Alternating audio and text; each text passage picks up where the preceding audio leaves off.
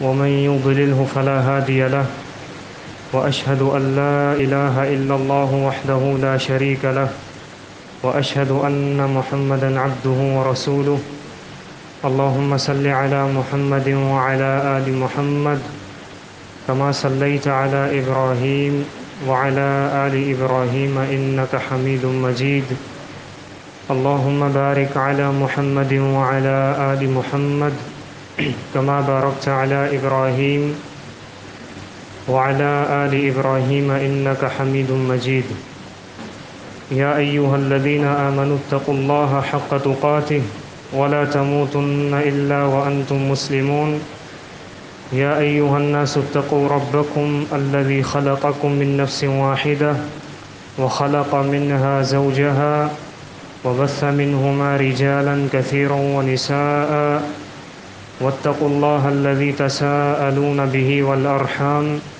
إن الله كان عليكم رقيبا يا أيها الذين آمنوا اتقوا الله وقولوا قولا سديدا يصلح لكم أعمالكم ويغفر لكم ذنوبكم ومن يطع الله ورسوله فقد فاز فوزا عظيما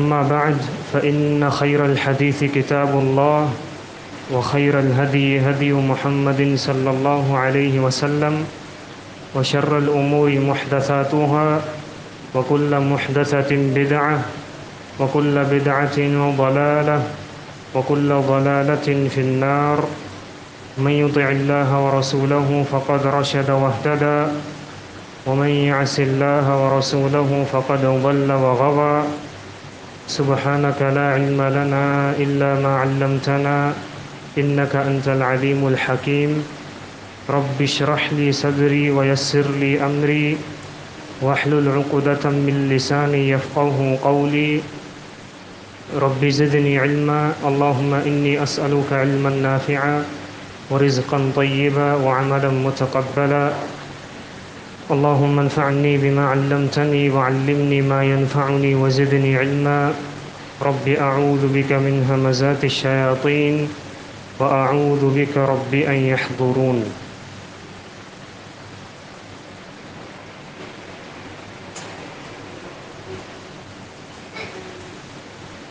اسلام سے جو ناآشنا لوگ ہیں، جو اسلام سے جاہل ہیں، دور ہیں،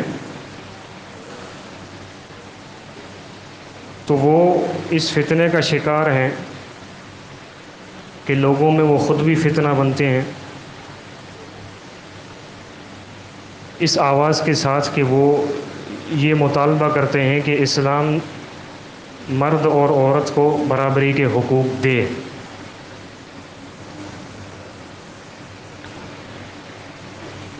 سب سے پہلی بات تو یہ کہ انسان خود ایک خواہش کا پتلا ہے، اور اسلام جو ہے وہ خواہشات سے روکتا ہے۔ کیوں؟ کیونکہ یہ دنیا آزمائش کی دنیا ہے، جنت نہیں ہے کہ آپ کو جو چاہے وہ آپ کریں۔ اور دوسری بات یہ کہ اسلام نے برابری نہیں کی ہے، بالکل سچ کہتے ہیں آپ، بلکہ اسلام نے ہر ایک کو اس کا حق دیا ہے۔ یہ ناآشنا لوگ تو یہ اعتراض کرتے ہیں کہ مرد اور عورت کو اسلام برابر کے حقوق دے، حالانکہ اسلام کی خوبصورتی یہ ہے، اسلام کا تمیز یہ ہے کہ مرد ایک جنس ہے، عورت ایک جنس ہے۔ یہ مرد جو ایک جنس ہے نا، اس کے مراحل ہوتے ہیں۔ انسان جب پیدا ہوتا ہے وہ بچہ ہوتا ہے، یہ ایک مرحلہ ہے، پھر وہ بالغ ہوتا ہے، یہ ایک دوسرا مرحلہ ہے، پھر وہ شادی کی زندگی میں جاتا ہے، یہ تیسرا مرحلہ ہے، پھر وہ ہٹا کٹا جوان ہوتا ہے، پھر وہ بڑھاپے کو جاتا ہے۔ یہ جتنے بھی مرحلے ہیں ان سب میں اسلام نے ایک مرد کو اس کے حق دیے ہیں۔ اسی طرح عورت ہے، یہ ایک جنس ہے۔ یہ لوگ تو صرف ایک جنس کا مطالبہ کرتے ہیں کہ مرد کو حقوق دو اور عورت کو حقوق دو، لیکن عورت ایک جنس ہے، اس کے بھی مراحل ہیں۔ وہ بچی ہوتی ہے، اس کے بھی حقوق دیے ہیں اسلام نے. پھر وہ بالغ ہوتی ہے, اس کے الگ حقوق بتائے ہیں اسلام نے. اس کی شادی کا وقت آتا ہے تو پھر اسلام اس کو اس کے حق دیتی ہے کہ اس کی اجازت کے بغیر اس کی شادی بھی نہیں کرنی. پھر جب وہ شادی کی زندگی میں چلی جاتی ہے تو اس کو اس کے الگ سے حقوق دیتا ہے اسلام. اسی طرح پھر وہ جب بڑی عمر کو پہنچتی ہے تو اس کو اس کے الگ حقوق دیتا ہے. تو یہ تو اسلام کا تمیز ہے, لیکن یہ لوگ جاہل ہیں. اب میں آپ کے سامنے یہ بتانا چاہ رہا ہوں کہ اسلام نے ہر ایک کو اس کے حق دیے ہیں, اور ہم مسلمان ہونے کے ناطے ہم پر یہ لازم ہے کہ جس کے جو حق ہیں وہ ہم بھی وہ اس کو حق دیں, ادا کریں. انسان کی زندگی کا آخری مرحلہ بڑھاپا ہے. اس بڑھاپے میں بھی اسلام نے ہم مسلمانوں کو کچھ ان بوڑھے لوگوں کے, ان بزرگ لوگوں کے حقوق سکھائے ہیں, جن حقوق کا پاس ہمیں کرنا چاہیے. ان کے حق ہیں, ان کی جو ذمہ داری ہے معاشرے میں وہ تو الگ ہے ان کے اوپر, لیکن ان کے ارد گرد جو لوگ رہتے ہیں, نوجوان ہیں, بچے ہیں, یہ بوڑھے جو ہیں, ان کے حقوق ادا کرنا ہم پر ہیں, ہم پر جو ہے نا وہ لازم ہے. الگ سے ان کو اللہ اور اس کے رسول صلی اللہ علیہ وسلم نے دین اسلام کی شکل میں ہمیں حقوق بتائے ہیں. سب سے پہلا حق بزرگوں کا کیا ہے, ان بوڑھے لوگوں کا جو ہم پر لازم ہے, وہ یہ ہے کہ دیکھیں انسان کی زندگی ہے, یہ زندگی ظاہر سی بات ہے, وہی بات میں دہرا رہا ہوں, جنت نہیں ہے کہ جہاں ایک پھوڑے کی بھی تکلیف نہیں ہوگی. یہ دنیاوی زندگی آزمائش کی زندگی ہے. انسان کے شعور کی عمر کو پہنچنے سے لے کر مرنے تک مسائل آتے رہتے ہیں. ان مسائل کو رکنا نہیں ہے جب تک ہم مرتے نہیں ہیں.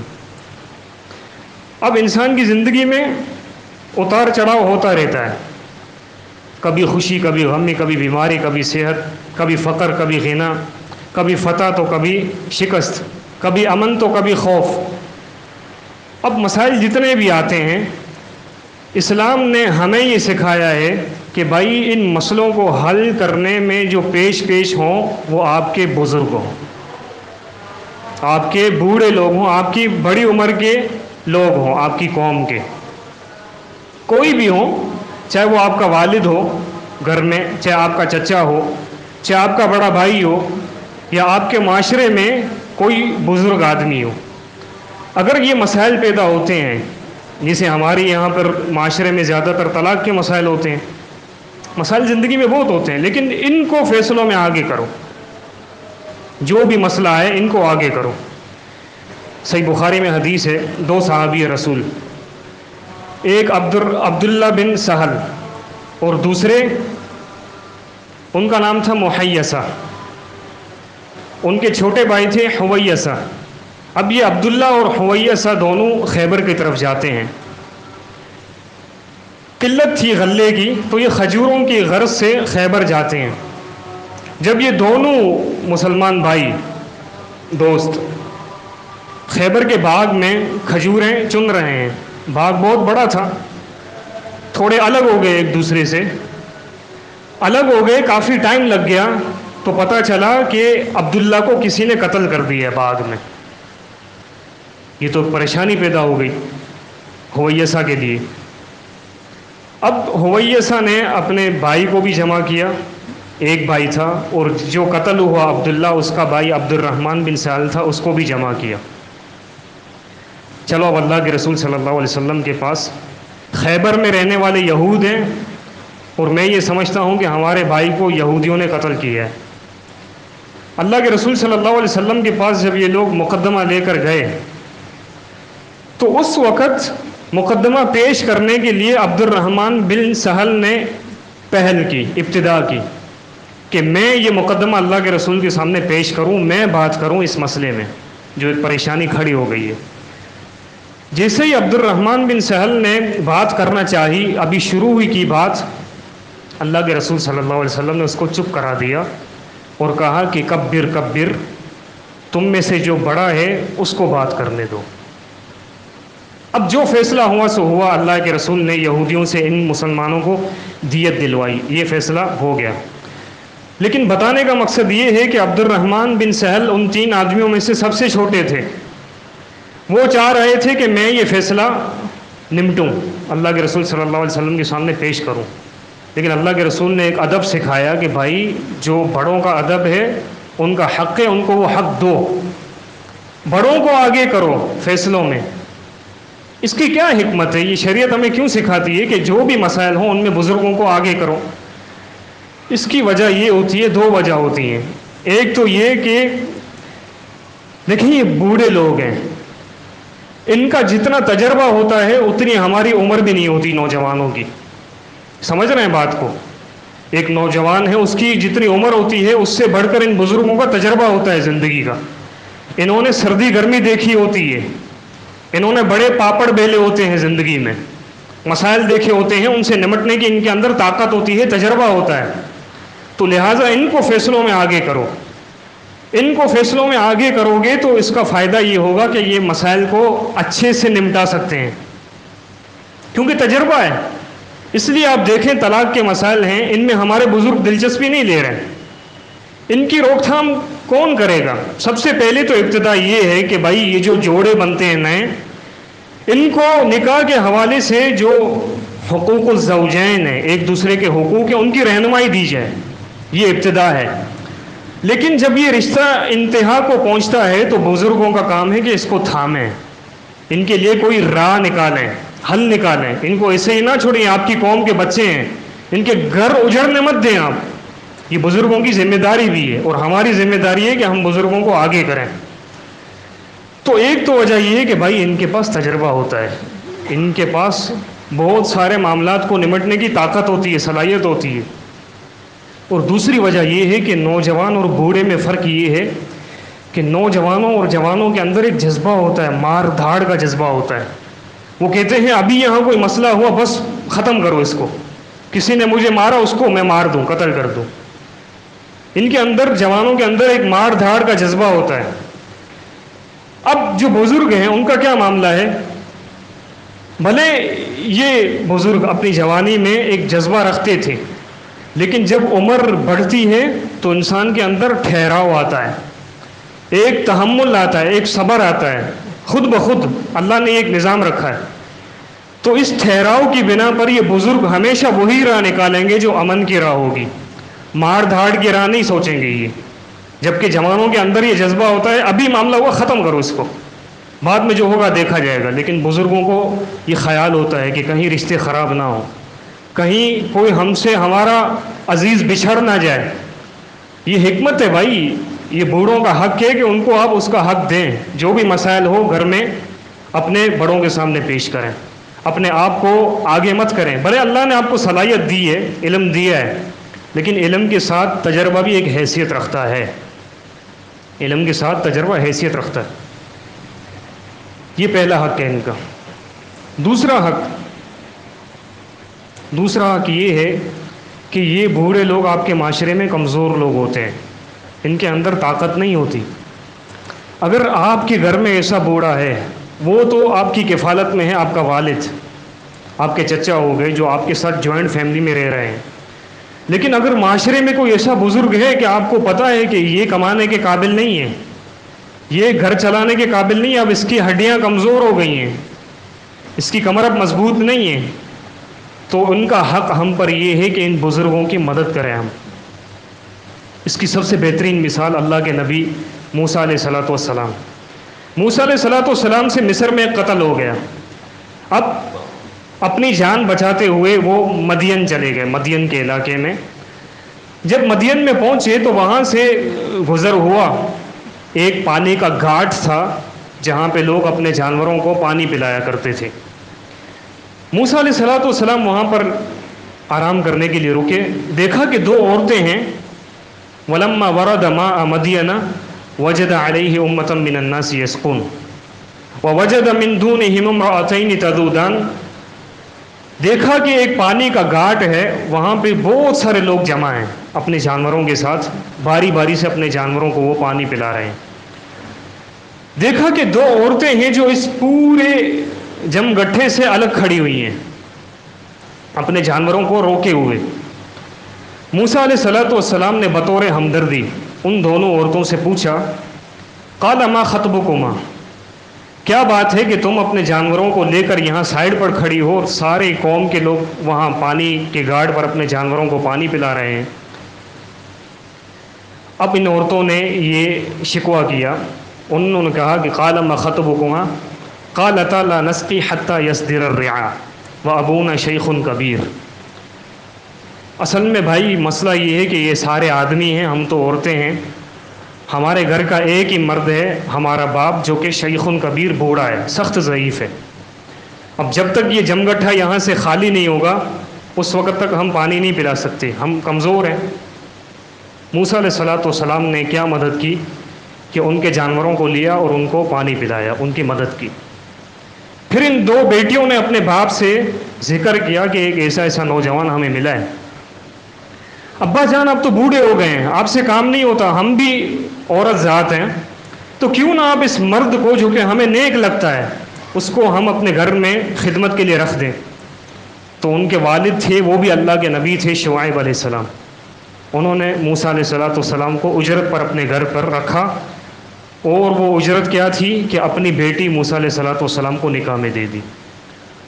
موسیٰ علیہ الصلوۃ والسلام اور شعیب علیہ السلام کا کیا تعلق تھا آپ مجھے بتائیں؟ کیا قوم برادری کے آدمی تھے؟ نہیں۔ علاقے کے آدمی تھے؟ نہیں۔ ان کا شہر الگ، ان کا شہر الگ۔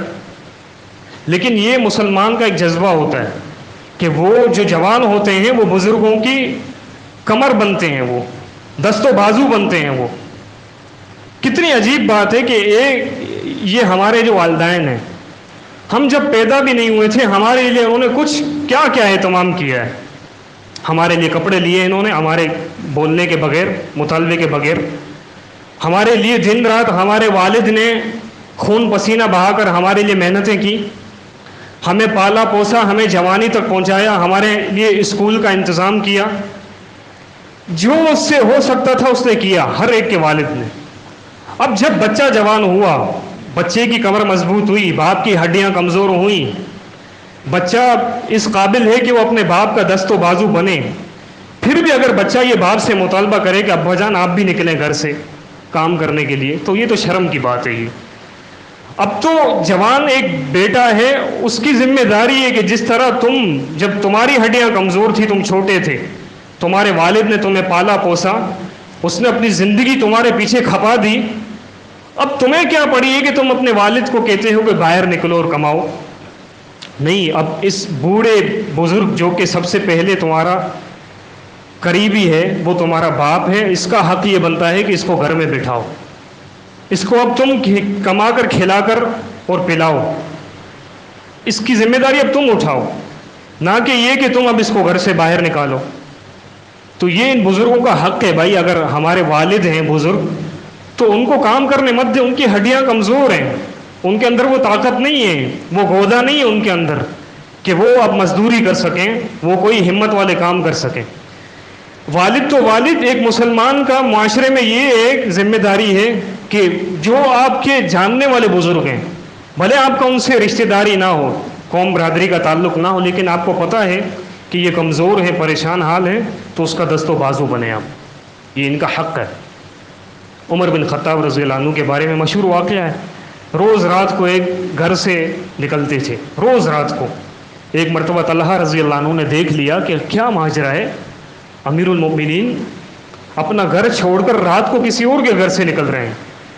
تفتیش کے لیے طلحہ رضی اللہ عنہ گھر پر گئے، دیکھا کہ گھر میں کچھ بھی نہیں ہے، کچھ بھی نہیں ہے سوائے ایک چارپائی کے، اور اس چارپائی کے اوپر ایک بوڑھیا ہے، وہ بوڑھیا آنکھوں سے اندھی ہے، وہ پاؤں سے معذور ہے، کچھ کر نہیں سکتی، اس کا کوئی سہارا بھی نہیں ہے۔ پوچھا کہ اماں یہ آدمی آتا ہے یہ کون ہے، کیا کرتا ہے آپ کے گھر میں؟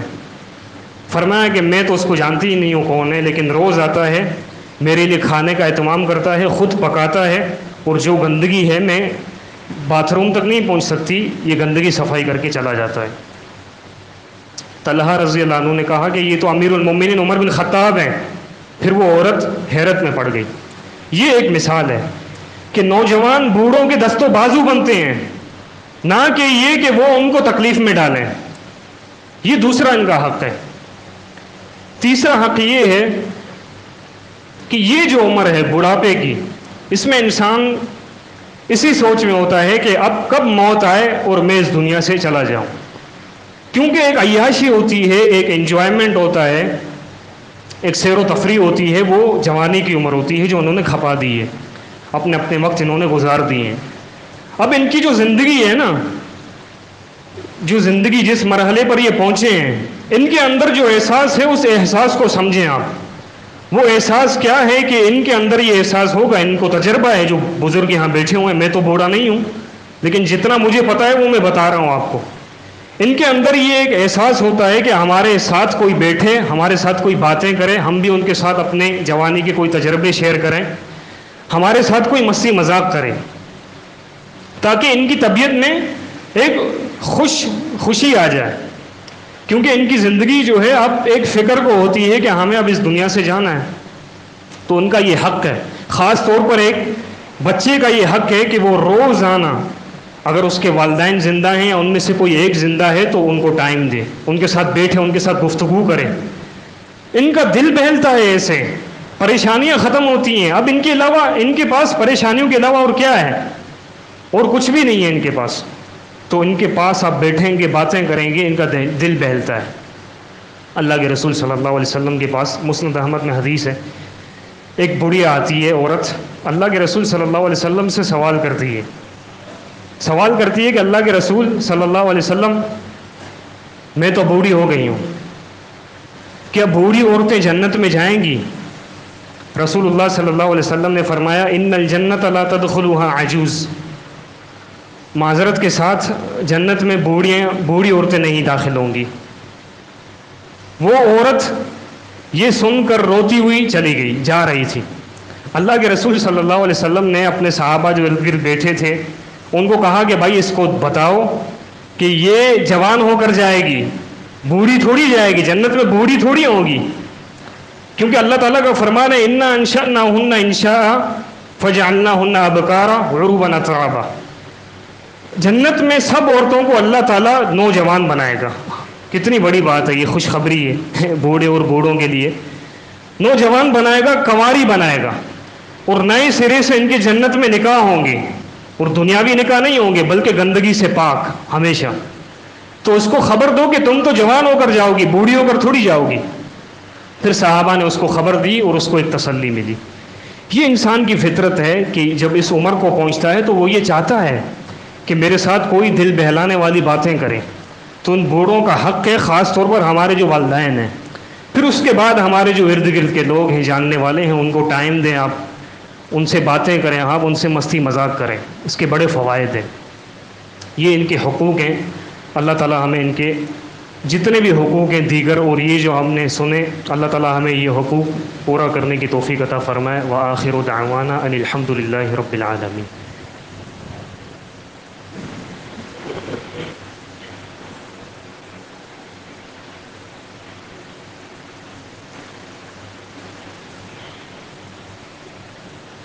الحمد للہ رب العالمین والعاقبۃ للمتقین والصلاة والسلام علی اشرف الانبیاء والمرسلین، اما بعد۔ چوتھا حق ان بزرگوں کا وہ یہ ہے، اور یہ حق ایسا ہے کہ ایک انسان جب اس ذمہ داری کو ادا کرتا ہے، بزرگوں کو یہ ان کا حق دیتا ہے، تو اللہ تعالیٰ بزرگوں کی نظر میں ایسے جوان کی عزت کو بڑھا دیتا ہے۔ وہ حق کیا ہے کہ اگر آپ دیکھیں کہ ان بزرگوں کا اجتماع ہو کہیں پہ، جہاں پر کوئی بھی خاص ان کی شورا چل رہی ہو، میٹنگ چل رہی ہو، مجلس ہو، یہیں بیٹھک ہو کہیں، اگر آپ کو نصیب ہو ان بزرگوں کے درمیان بیٹھنا، تو میری اور آپ کی ذمہ داری یہ ہے کہ ان کی موجودگی میں زیادہ حد تک خاموش رہیں۔ یہ ان کا حق ہے، یہ ان کا ادب ہے، یہ اخلاقیات ہیں۔ صحیح بخاری میں حدیث ہے، اللہ کے رسول صلی اللہ علیہ وسلم اور صحابہ کرام بیٹھے ہوئے تھے، بڑے بڑے صحابہ میں سب سے چھوٹے صحابی جو کہ بچے تھے، عبداللہ بن عمر، وہ بھی بیٹھے ہوئے تھے۔ رسول اللہ صلی اللہ علیہ وسلم نے صحابہ سے سوال کیا، فرمایا کہ ان من الشجر شجرۃ لا يسقط ورقها، اچھا میرے صحابہ ذرا یہ تو بتاؤ درختوں میں سے ایک ایسا درخت ہے جس کے پتے نہیں گرتے کبھی بھی، چاہے سردی ہے چاہے گرمی ہے، اس کے پتے نہیں گرتے۔ وہ کون سا درخت ہے؟ اور اس درخت کی مثال مسلمان کی مثال ہے کہ جس طرح اس درخت کے پتے نہیں گرتے، اسی طرح ایک مسلمان کے جو اعمال ہیں وہ رکتے نہیں، وہ چڑھتے رہتے ہیں آسمان پر۔ وہ کون سا درخت ہے؟ اب صحابہ کرام سوچ میں لگ گئے، ان کے ذہن اور خیالات باغات میں چلے گئے، کوئی کون سا درخت بتا رہا ہے، کوئی کون سا درخت بتا رہا ہے۔ عبداللہ بن عمر رضی اللہ عنہ فرماتے ہیں کہ مجھے پتا تھا وہ کون سا درخت ہے، مجھے پتا تھا، لیکن میں نے جو بڑے بڑے صحابہ بیٹھے تھے، بزرگ بیٹھے تھے، ان کا احترام کرتے ہوئے میں نے بات نہیں کی، چپ رہا میں، مجھے پتا تھا حالانکہ۔ پھر اللہ کے رسول صلی اللہ علیہ وسلم نے خود فرمایا کہ وہ کھجور کا درخت ہے کہ اس کے پتے نہیں گرتے، اور یہی مثال مومن کی ہے، مسلمان کی ہے کہ جس طرح اس کے پتے نہیں گرتے، اس طرح مومن کے اعمال کا سلسلہ نہیں رکتا، وہ عمل میں چڑھتا رہتا ہے بلندی کو۔ جب مجلس برخاست ہوئی، عمر بن خطاب اور عبداللہ بن عمر باپ بیٹے جا رہے تھے، تو عبداللہ بن عمر نے کہا عمر بن خطاب کو، فرمایا کہ ابا جان مجھے اس سوال کا جواب آتا تھا، مجھے آتا تھا، پتا تھا، لیکن میں نے بڑے بڑے جو بزرگ بیٹھے تھے ان کا ادب کرتے ہوئے میں نے اپنی زبان کو چپ بند رکھا۔ لیکن عمر بن خطاب نے ایک خواہش کا اظہار کیا کہ بیٹا اگر تم اس وقت یہ جواب دے دیتے تو فلاں فلاں نعمت سے بھی بڑھ کر میرے لیے یہ نعمت ہوتی کہ میرے بیٹے کو اس سوال کا جواب آ رہا تھا جو اللہ کے رسول نے سوال کیا۔ لیکن بتانے کا مقصد یہ ہے کہ بھائی ان کا یہ ادب ہے، ان کا ادب ہے، ان کا احترام کیجیے۔ اور آخری میں آپ کو ادب بتاتا چلوں، دیکھیے انسان ہے، غلطیاں ہوتی رہتی ہیں ہر ایک سے، چاہے گھر ہو، چاہے دکان ہو، چاہے روڈ ہو، مسجد ہو، ہر جگہ پہ انسان سے غلطی ہوتی رہتی ہے۔ بالفرض اگر ہم سے غلطی ہو جائے، اگر یہ بزرگ ہم کو ڈانٹیں، بھلے یہ غلط ہوں، ہماری غلطی نہ ہو، لیکن ان کو یہ لگے کہ ہم نے غلطی کی ہے، پھر بھی اگر ہمیں یہ ڈانٹتے ہیں تو اپنی زبانوں کو لگام میں رکھیں، چپ رہیں، ان کا احترام کریں، ان کے سامنے زبان درازی مت کریں آپ۔ صحیح بخاری میں حدیث ہے، ابو بکر رضی اللہ عنہ بیٹھے ہوئے تھے اللہ کے رسول صلی اللہ علیہ وسلم کے پاس، اللہ کے رسول صلی اللہ علیہ وسلم نے یہ کہا، اب دیگر بھی صحابہ تھے، اصحاب صفہ جو علم حاصل کرنے کے لیے مدینہ میں مسجد نبوی میں بیٹھتے تھے، غریب لوگ تھے، اللہ کے رسول نے کہا کہ جس کے گھر میں 2 آدمیوں کا کھانا ہو تو ان اصحاب صفہ میں سے ایک بندے کو لے جائے، جس کے پاس 3 آدمیوں کا کھانا ہو تو وہ ان میں سے چوتھے آدمی کو لے جائے، چوتھے، پانچویں یا چھٹے کو۔ ابو بکر رضی اللہ عنہ نے ان اصحاب صفہ میں سے 3 افراد کو چنا اور اپنے گھر پر کھانا کھلانے لے کر گئے۔ اللہ کے رسول صلی اللہ علیہ وسلم نے ان میں سے 10 لوگوں کو اٹھا کر گھر کی طرف روانہ ہوئے۔ ابو بکر رضی اللہ عنہ نے ان 3 مہمانوں کو گھر پر چھوڑا، اپنے بیٹے کی یہ ذمہ داری لگائی عبد الرحمن بن ابی بکر کی کہ اللہ کے رسول کے مہمان ہیں، ان کو کھانا کھلاؤ میرے آنے تک۔ ابو بکر رضی اللہ عنہ خود اللہ کے رسول صلی اللہ علیہ وسلم کے گھر چلے گئے، وہاں پر کچہری کی، عشاء کا وقت ہو گیا، گھر پر نہیں آئے، یہاں تک کہ کھانا بھی اللہ کے رسول صلی اللہ علیہ وسلم کے ساتھ کھا لیا ابو بکر نے اللہ کے رسول کے گھر۔ جب دیر ہو گئی، رات کا کافی حصہ گزر گیا، گھر پر آئے تو دیکھا کہ کھانا پڑا ہوا ہے اور مہمان بھی بیٹھے ہوئے ہیں۔ اب غلطی کس کی تھی؟ عبد الرحمن بن ابی بکر کی، لیکن غلطی ان کی بھی نہیں تھی۔ ابو بکر رضی اللہ عنہ کی نظر میں ان کی غلطی تھی کہ بھائی میں نے تمہاری ذمہ داری لگائی تھی ان کو کھانا کھلانا، تم نے ان کو کھانا کیوں نہیں کھلایا؟ اب اصل میں تو مہمان ضدی تھے، انہوں نے یہ کہا کہ جب تک ابو بکر نہیں آئیں گے ہم بھی نہیں کھائیں گے۔ اب اس میں عبد الرحمن کی تو غلطی نہیں تھی، لیکن عبد الرحمن بن ابی بکر اپنے والد کے ڈر سے پردے کے پیچھے چھپ گئے کہ ابھی ڈانٹ پڑنی ہے۔ ابو بکر نے جب یہ دیکھا کہ نہیں کھایا ہے تو ابو بکر نے ایک آواز لگائی، یا غنفر، جس کو عربی میں کہیں گے لیکن وہ میں نہیں کہتا، اپنی زبان میں کہتا ہوں، اے بے سدا، تمہاری ذمہ داری لگائی تھی، تم نے کیوں نہیں کھلایا ان کو کھانا؟ عبد الرحمن بن ابی بکر چپ، کوئی جواب نہیں دیا، کوئی سامنے زبان درازی نہیں کی کہ مجھے کیوں سنا رہے ہو آپ، یا آپ مہمان جو لائے ہو یہ تو خود ضدی ہیں، خود نہیں کھا رہے، ان کو ڈانٹو آپ نہیں۔ لیکن یہ بڑوں کا احترام ہوتا ہے، ان کی ایک عزت ہوتی ہے، ان کا ایک وقار ہوتا ہے، اس وقار کو خراب مت کریں آپ، ان کے سامنے زبان درازی مت کریں، بزرگوں کے سامنے، چاہے کوئی بھی ہو، آپ کا والد ہو، چاہے روڈ پر کوئی بزرگ آپ کو باتیں سنا دے، چپ چاپ سن کر چلے جائیں، یہ ان کا احترام ہے، ان کا ادب ہے۔